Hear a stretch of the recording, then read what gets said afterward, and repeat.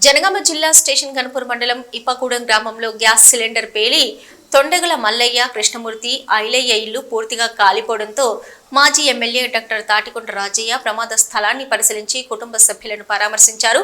ప్రభుత్వం తరపున అన్ని రకాలుగా సహాయం అందించి పునరావాస కేంద్రాలకు తరలించాలని స్థానిక ఆర్టీఓకు ఫోన్ ద్వారా తెలిపారు. ప్రభుత్వం తరపున వారికి నూతన గృహం మంజూరు జరిగేలా చూడాలని కోరారు.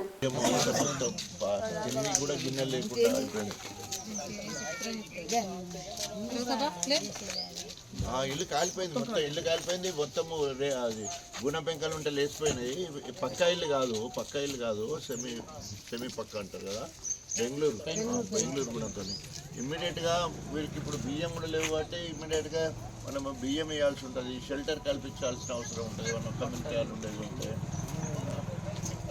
తర్వాత ఆ ఎంఆర్ఎన్ పంపించాలి. తర్వాత డీలర్ ఎవరైనా దగ్గర డీలర్ ఉంటే బియ్యం కూడా ఇస్తుంటారు కదా మామూలుగా.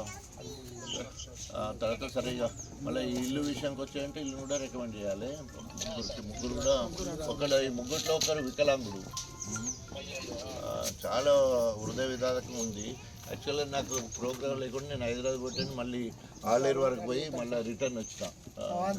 తెలివంగానే పోతే బాగుంటుంది పోతాను ఉద్దేశంతో ఒకసారి ఎంఆర్ఓ గారిని వెంటనే పంపించి చూడండి. తర్వాత meanwhile at the same time we have to do something for them. ఏదైనా సాయం చేయాలి.